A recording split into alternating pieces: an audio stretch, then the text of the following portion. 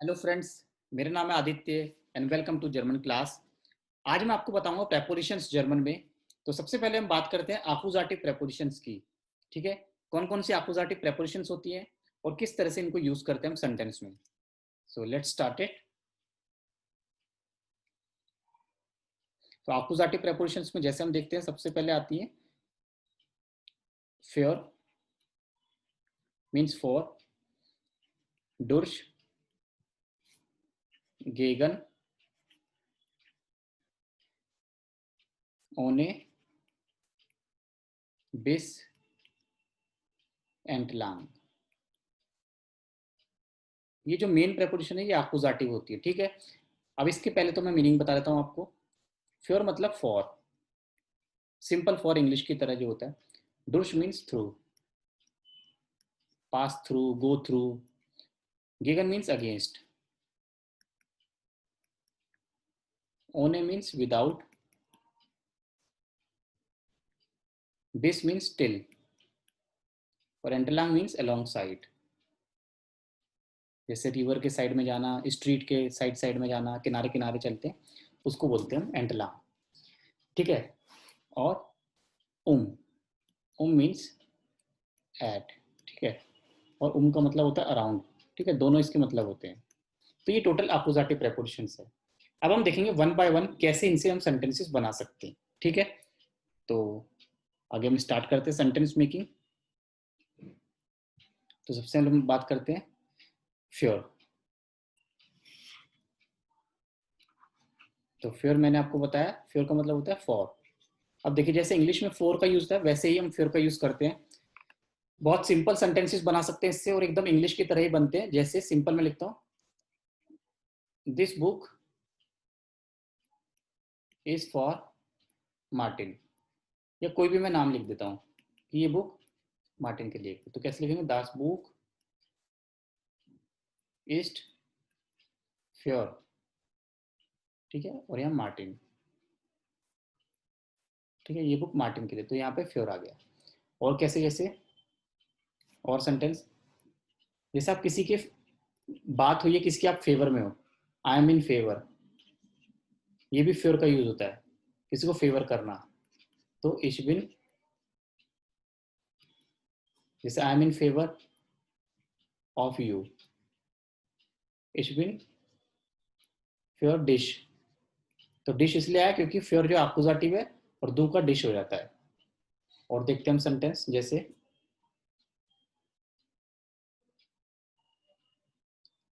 This is for you. Simple कोई भी चीज हम बोलते हैं, जैसे this is for you, so Das is your dish. ठीक है, यू के लिए डिश। यहाँ पे पर्सनल प्रोनाउन अपोजिटिव यूज होगा क्योंकि हम अपोजिटिव प्रेपोजिशंस की बात कर रहे हैं। So this is for you, दास इज फ्योर डिश, ये इस तरह से हम बोल सकते हैं। तो फ्योर का मतलब होता है फॉर। ठीक है, एकदम अपोजिटिव प्रेपोजिशन है, इंग्लिश की तरह ही इसको हम यूज करते हैं। तो फ्योर को आप अच्छे से इस्तेमाल कर सकते हो। इसमें कोई बहुत ज़्यादा समझने वाली चीज़ नहीं है, बहुत ईजी है। जैसे अगर हम लिखते हैं कि दास बुक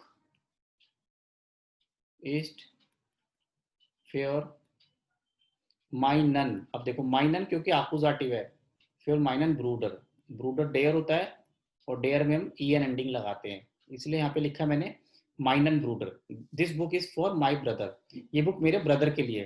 तो फिर की वजह से यहाँ पे हमने माइनन लिखा है। ठीक है, ये आपको ध्यान रखना है किस तरह से हम यहाँ पे चेंज करते हैं, एंडिंग हम लगाते हैं। ठीक है, एंडिंग हम लगाएंगे अकॉर्डिंग टू द प्रेपोजिशंस। ठीक है, इस तरह से हम सेंटेंस बना सकते हैं। अब नेक्स्ट प्रेपोजिशन की हम बात करते हैं, ओने। ओने मीन्स विदाउट। इसका मतलब होता है विदाउट। अब इससे हम सेंटेंस देखते हैं, जैसे आई गो विदाउट यू। ठीक है, आई गो विदाउट यू, इश गे ओने, यू आ गया तो फिर दोबारा डिश, इश गे ओने डिश। Okay, I drink tea without sugar, इस ड्रिंक के टे ओने सुकर। सुकर मीन्स शुगर, तो यहाँ पे ये ओने। ठीक है, शुगर के बिना में चाय पीता हूँ, ये हो गया सेंटेंस। तो ओने का मतलब विदाउट, जैसे कि आई एम कमिंग इश्को में विदाउट माई फ्रेंड, इश्को में ओने माइनन फ्रेंड, मैं अपने फ्रेंड के बिना आ रहा हूँ, मतलब अकेले आ रहा हूँ।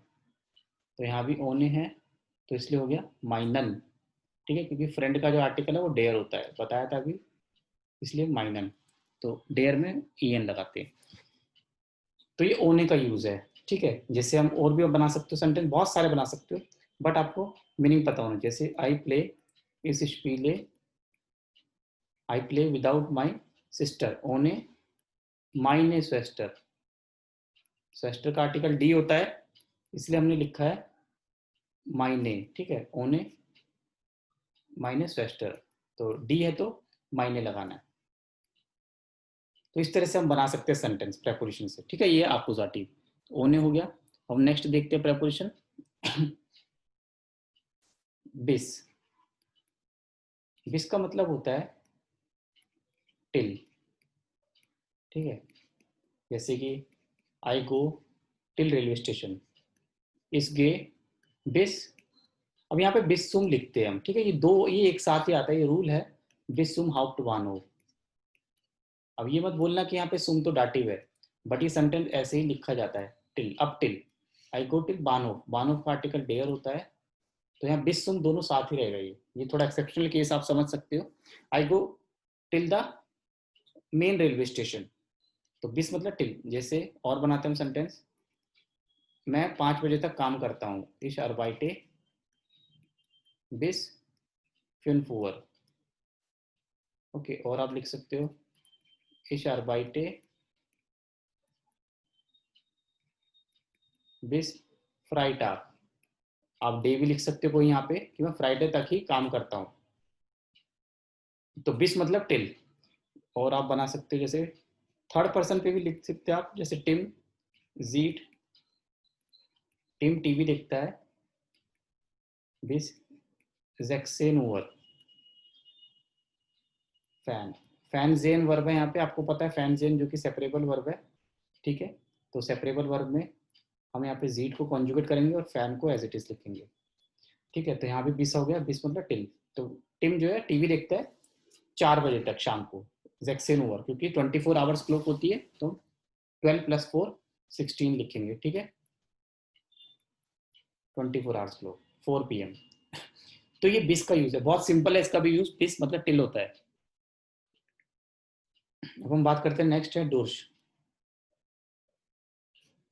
डोर्श का मतलब होता है थ्रू, आर पार, किसी के आर पार देखना या आर पार जाना। जैसे कि आप बोलते हो कि मैं पार्क के आर पार जाऊंगा, पार्क के बीच में से, इश गे डोर्श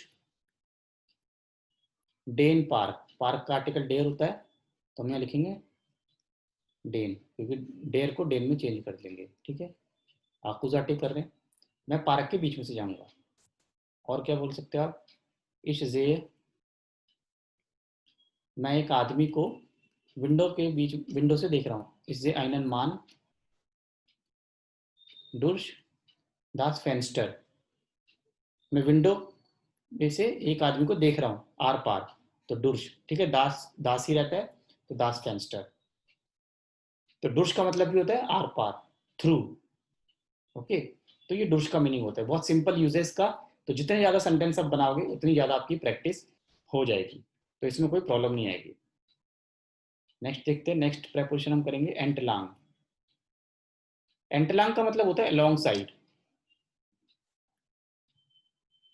इसका एक रूल ध्यान रखना कि इसका जो प्लेस होता है वो हमेशा लास्ट होता है, हम एंटलांग को सेंटेंस के लास्ट में लिखते हैं। जैसे आप रिवर के साइड में जा रहे हो, तो इश गे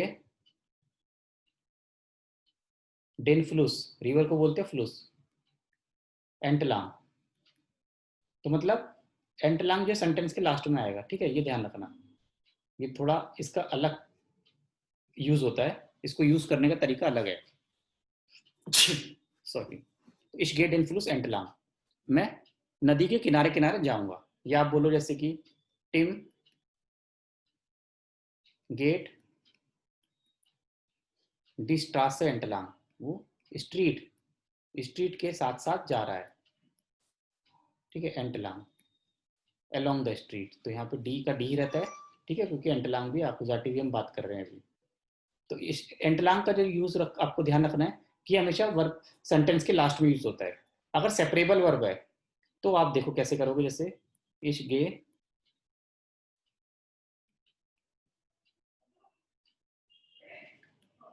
डेन फ्लूस एंटलांग स्पासियरन, फिर इसका प्लेस हो जाएगा सेकंड लास्ट, ठीक है। तो ये आपको ध्यान रखना है, क्योंकि यहाँ पे जो हम वर्ब यूज कर रहे हैं स्पासियरन गेन, ये सेपरेबल है, ठीक है। तो इसका प्लेस फिर सेकंड लास्ट हो जाएगा। तो इस तरह से आपको ये सेंटेंस पहचानना और इसको करना है। ये एंटलांग, ठीक है, हमने एंटलांग को अभी यूज किया है। इस तरह से आप देख सकते हो हमने एंटलांग को कैसे सेंटेंस में यूज किया है। तो ये भी सिंपल है, बस आपको मीनिंग को समझना है, ठीक है।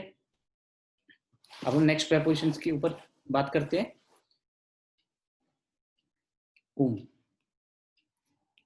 का मतलब होता है एट और अराउंड। देखिए इसका सबसे ज्यादा यूज होता है टाइम में, जैसे असिस्ट, जैसे इट इज 5 o'clock, असिस्ट फिनफूअर, ये तो ठीक है। बट जब आप कोई काम करते हो, जैसे कि इश अरबाइटे, मैं 5 बजे काम करूंगा, इश अरबाइटे फिनफूअर, यहाँ पे एट की सेंस आ रही है, आई वर्क एट 5 o'clock, तो जहाँ आएगा मतलब एट। और जैसे आप लिख सकते हो कि अराउंड का मतलब क्या होता है, जैसे आई am sitting around the table, इस सिट से टेबल के चारों तरफ हम बैठे हैं, तो टिश, ठीक है। तो यहाँ पे इसका मतलब हो जाएगा कि हम टेबल के चारों तरफ बैठे हैं, डेंटिश, I am sitting around the table.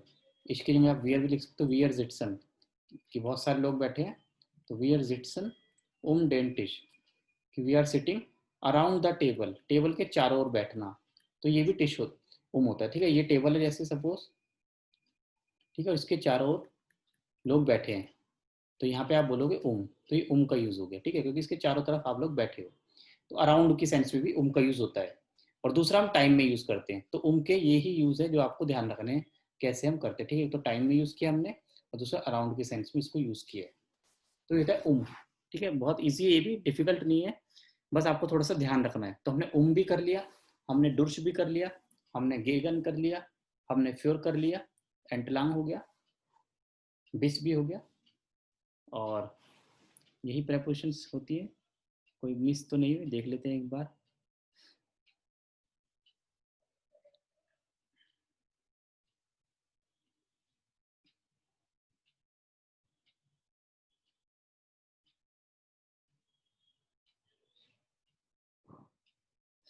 फ्योर ठीक है, फ्योर डुर्श गेगन, गेगन का यूज देख लेते हैं। अब हम गेगन कैसे यूज करते हैं एक बार। गेगन का मतलब होता है अगेंस्ट, देखिए गेगन मीन्स अगेंस्ट,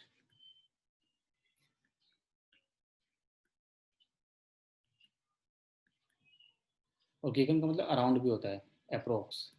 इसको हम करते हैं टाइम के सेंस में यूज। जैसे आपको बोलना है टाइम जैसे अप्रोक्स में जैसे हो रहा है 7:56, तो आप क्या बोलोगे, इट इज अराउंड 8 o'clock, बोल सकते ना, लगभग 8 बज रहे हैं। असिस्ट गेगन आफ्टूअर, ठीक है, असिस्ट गेगन आफ्टूअर अराउंड, ठीक है। तो ये गेगन का यूज है। दूसरा क्या लिख सकते हैं हम, दस आउटो फेयर, कार जो है फेयर गेगन डेन बाउम, बाउम मतलब ट्री, एक ट्री है, और ट्री की दिशा में ही, जहाँ पे ट्री है उसकी दिशा में कार चल रही है। जैसे देखो ये कार है, ऐसे बना देते हैं, थोड़ा समझ आ जाएगा, ठीक है। ये कार है और ये चल रही है अभी, और यहाँ पे ट्री है, तो ट्री की डायरेक्शन में ही चल रही है, तो इसको बोलेंगे अगेंस्ट, ठीक है। ये होता है अगेंस्ट, कार जो है ट्री की डायरेक्शन में ही चल रही है, रफली ड्राइंग करिए। तो इसको यहाँ पे इसको मतलब वो गेगन, ठीक है, उसकी अगेंस्ट, उसकी डायरेक्शन में ही चल रही है। और दूसरा गेगन का मतलब होता है अगेंस्ट, मतलब अप्रोक्सीमेट, अप्रोक्स, ठीक है, अप्रोक्स 8 o'clock हो रहे हैं। तो ये मैंने प्रेपरेशन का यूज आपको बताया है। आई होप कि आपको समझ आया होगा आज का video. So please like the video अगर आपको अच्छा लगे, और आगे शेयर कीजिए अपने फ्रेंड्स के साथ। And keep watching German class. See you next time with the new video. Till then, bye bye. Take care.